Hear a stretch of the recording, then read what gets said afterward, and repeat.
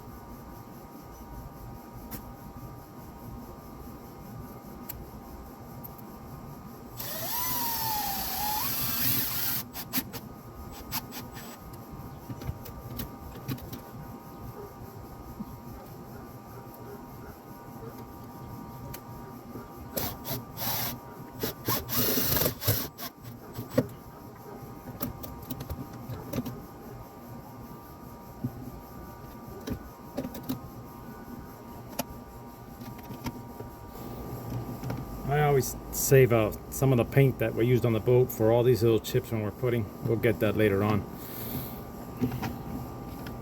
You're always going to have them, no matter how careful you are. That looks straight. Looks nice. Now we'll switch the screws for our permanent ones. And that's it. You could put some silicone underneath here, some 5200 if you like. I have a pretty steep angle. I don't think once the screws are tightened, as they are now, that the water is going to get in there. And because of the angle, it'll evaporate with the heat we have. So that's probably how I'm going to leave it. There you go.